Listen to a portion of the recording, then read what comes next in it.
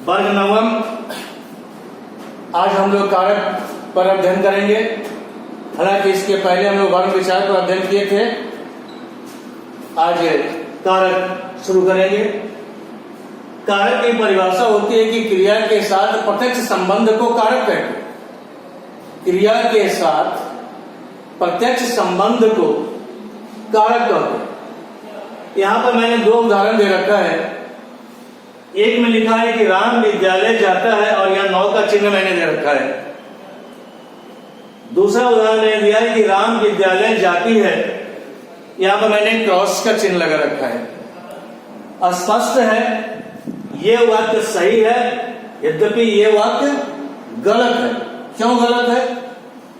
कि यहां परिभाषा कहती है कि क्रिया के साथ उसका प्रत्यक्ष संबंध रहना चाहिए। राम यहां पुल्लिंग है, तो क्रिया भी इसके साथ पुल्लिंग ही होना चाहिए था, तभी सही है। यहां क्रिया पुल्लिंग है, काका पुल्लिंग है, लेकिन क्रिया के साथ इसका संबंध स्त्रीलिंग में हो गई है, जिसके कारण यह वाक्य शुद्ध है। इस हिसाब से इस क्रिया के साथ इसका प्रत्यक्ष संबंध नहीं हो सका। कारक के 8 भेद होते हैं, जिसमें पहला नाम है कर्ता। उस कर्ता का जो चिन्ह है वह भी हम याद रखें। कर्ता का एक चिन्ह होता है ने और दूसरा होता है शून्य। इसकी परिभाषा है कर्ता कि वाक्य में जो काम करने वाला होता है उसे कर्ता कहते हैं। वाक्य में जो काम करने वाला होता है उसे हम कर्ता कहते हैं। यहां पर भी मैंने 2 उदाहरण दे रखा है। पहला है कि राम किताब पढ़ता है। दूसरे उदाहरण मैंने दे रखा कि राम ने किताब पढ़ी। अब आप असमंजस में पढ़ेंगे कि यहां राम पुल्लिंग है, आपने पढ़ता है लिखा है, ठीक है। यहां भी तो राम पुल्लिंग है, लेकिन यहां किताब के साथ मैंने पढ़ी लिख दिया। इसका कारण क्या है? कारण यह स्पष्ट यहां किया गया है कि कर्ता के जो 2 चिन्ह है ने और शून्य। अब हम इसमें विचार करेंगे कि कर्ता के ने चिन्ह का प्रयोग कहां होता है, शून्य चिन्ह का प्रयोग कहां होता है, जिसके कारण ये हुआ है। तो हम कर्ता के ने चिन्ह के प्रयोग पर हम विचार करेंगे। तो इसके बारे में कहा गया है कि अपूर्ण भूत को छोड़कर शेष सभी भूतकालों में कर्ता के ने चिन्ह का प्रयोग होता है, वह भी तब जब क्रिया सकर्मक हो। अब रही बात की अपूर्ण भूत को छोड़कर, यानी भूतकाल के भी भेद होंगे। तो जानकारी के लिए कि भूतकाल के 6 भेद होते हैं: सामान्य भूत, आसन्न भूत, पूर्ण भूत, अपूर्ण भूत, संदिग्ध भूत और हेतु मध्य भूत। उनमें से एक अपूर्ण भूत को छोड़कर शेष सभी भूतकालों में कर्ता के ने चिन्ह का प्रयोग होता है तब जब क्रिया सकर्मक हो। तो बच्चों, इस बात पर ध्यान होना चाहिए कि क्रिया की भी जानकारी होनी चाहिए। क्रिया जिससे काम का करना या होना समझा जाए उसे हम क्रिया कहते हैं। क्रिया के भी 2 भेद होते हैं, एक सकर्मक, एक अकर्मक। अगर क्रिया सकर्मक है तो कर्ता के ने चिन्ह का प्रयोग करेंगे। अगर क्रिया अकर्मक अगर रहेगी तो ने चिन्ह का प्रयोग नहीं होगा। उदाहरण के लिए, राम ने रोटी खाई। दूसरा उदाहरण है कि सीता ने भात खाया। इस उदाहरण को समझने से पहले एक बात मन में विचार कर लें कि कर्ता के ने चिन्ह का प्रयोग ज्यों ही करते हैं हम, क्रिया का संबंध कर्ता से न होकर कर्म के लिंग के आधार पर हो जाता है। आप यहाँ देख रहे हैं कि राम के आगे ने चिन्ह का प्रयोग मैंने कर दिया। जैसे ही ने चिन्ह का प्रयोग किया तो ये क्रिया का संबंध जो है वह कर्ता से समाप्त होकर के कर्म के लिंग के आधार पर हो गई।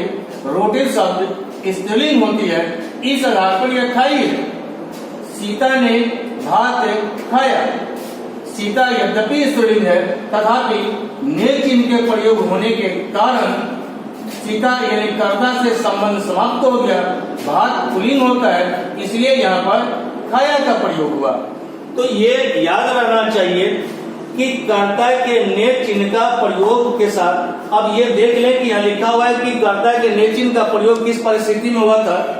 इसके अतिरिक्त अब शून्य चिन्ह। तो अब जहां शून्य चिन्ह का सवाल हो गया तो यहां पे ये देखना है कि अपूर्णभूत को छोड़कर, यानी अपूर्णभूत और वर्तमान काल और भविष्यत काल के वाक्य में साथ ही अकर्मक क्रिया जो होगी उसके साथ कर्ता के ने चिन्ह का प्रयोग नहीं करेंगे, वहां शून्य चिन्ह का प्रयोग होगा। शून्य लिखाता नहीं है, शून्य का मतलब होता है खाली स्थान। जैसे शून्य के लिए एक उदाहरण देते हैं, शून्य के लिए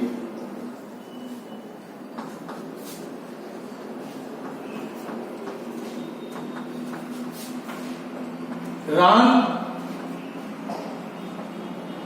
आम खाता है, यह वाक्य जो है यह वर्तमान काल का हुआ। देख रहे हैं स्पष्ट, राम आम खाता है, यह वर्तमान काल का वाक्य हुआ।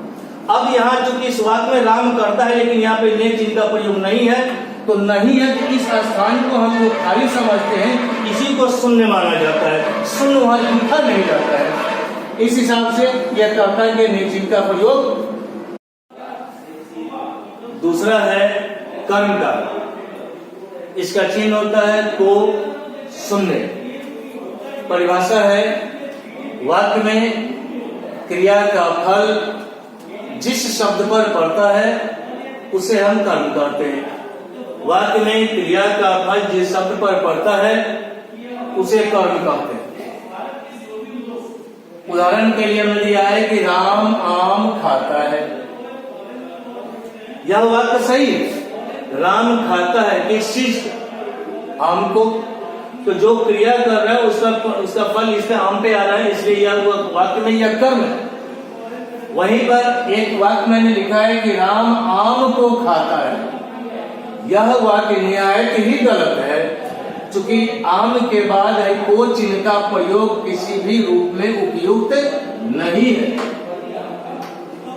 वही को चिन्ह तब लगा है जब नीचे को उदाहरण देख रहे हैं कि राम ने रावण को मारा। क्या देखा हमने कि जब यहाँ क्रिया वर्तमान काल में रही तब हम को चिन्ह का प्रयोग नहीं कर सकते, लेकिन वही क्रिया जब भूतकाल में हो तब को चिन्ह का प्रयोग उपयुक्त माना गया। वही चीज जो कर्ता के साथ जो नियम पढ़े थे वही नियम कर्म के साथ भी लागू होता है।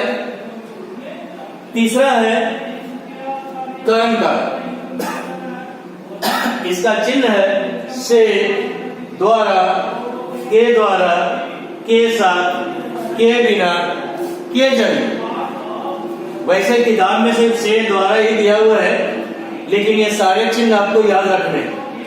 इसकी परिभाषा है कि वाक्य में जहां क्रिया के साथ लगाव प्रतीत हो उसे करण कारक कहते हैं। जैसे वह कलम से लिखता है, वह यह करता है, लिखने की क्रिया कर रहा है, लेकिन किस चीज से लिख रहा है?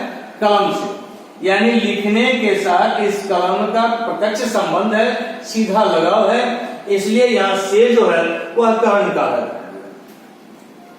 चौथा है संप्रदान कारक, इसका भी चिन्ह है को, के लिए, के वास्ते, के निमित्त, के लिए। ये भी चिन्ह किताबों में उपलब्ध नहीं है, वहां से को और के लिए चिन्ह दिया है, लेकिन आपको ये सारे चिन्ह याद रखने हैं। इसकी परिभाषा है कि वाक्य में जहां किसी से कुछ लिया जाए या कुछ दिया जाए उसे संप्रदान कारक कहते हैं।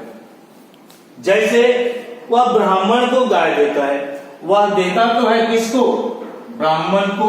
यहां देने के अर्थ में आया है, इसलिए यहां यह संप्रदान कारक है।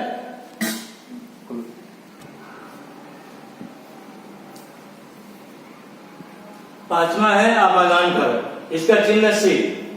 परिभाषा है वाक्य में जहां क्रिया के साथ और लगाव सूचित हो उसे आपादान कारक कहते हैं। और लगाव मतलब अलग होना। जैसे वृक्ष से पत्ते गिरते हैं, यहाँ वृक्ष के आगे से चिन्ह जो लगा हुआ है, यहाँ आप देख रहे हैं कि पत्ते गिरते हैं। जो पत्ता वृक्ष से गिर गया है, क्या अब उसका लगाव वृक्ष से है? अथवा नहीं है, तो नहीं है तो यहाँ से जो है वह अपादान कारक इट मीन्स पंचमी विभक्ति को ही शो करता है। च में है संबंध का, जिसका चिन्ह है का, के, की, रा, रे, री, ना, ने, नी। परिभाषा है वाक्य में जहां कर्ता के साथ संबंध सूचित हो उसे संबंध कारक कहते हैं। कर्ता के साथ संबंध सूचित, जैसे यह राम की किताब है। यह किताब किसकी है? राम की, यानी किताब के साथ सिर्फ राम का संबंध है, अन्य किसी व्यक्ति का नहीं। अधिकरण का चिन्ह है में, पै, पर। परिभाषा है वाक्य में जहां क्रिया का आधार व्यक्त किया जाए उसे अधिकरण कारक। जैसे चिड़िया वृक्ष पर बैठी, अब चिड़िया तो बैठी है, बैठने का क्या आधार व्यक्त कर रहा है? कहां पर बैठी है? वृक्ष पर बैठी है। यहां पर जो चिन्ह है वह अधिकरण कारक का ही चिन्ह है। लास्ट है संबोधन कारक, जिसका चिन्ह है हे, अरे, अहे। परिभाषा है कि वाक्य में जहां किसी को पुकारा जाए या संबोधित किया जाए उसे संबोधन कारक कहते हैं। जैसे हे राम मेरी रक्षा करो, हे राम मेरी रक्षा करो। यहाँ हम राम को पुकार आह्वान कर रहे हैं तो संबोधित यहाँ हुआ, पुकारने की बात हो गई। इस हिसाब से यहाँ हे चिन्ह जो है वह संबोधन कारक का हुआ है। इस हिसाब से ये कारक की परिभाषा, उसके आठों भेदों की परिभाषा, साथ ही कर्ता कारक के ने चिन्ह का प्रयोग, इन सभी चीजों का अध्ययन हुआ। आप इसे विधिवत रूप से अपने विशुद्ध उत्तर पुस्तिका में इसे अंकित कर लेंगे, इसे याद रखेंगे और साथ ही एक दो उदाहरण भी बना के रखेंगे। यह काम जब आप संस्कृत में अनुवाद बनाएंगे, पढ़ेंगे उस समय में, तो वहां यह कारगर होगा। धन्यवाद।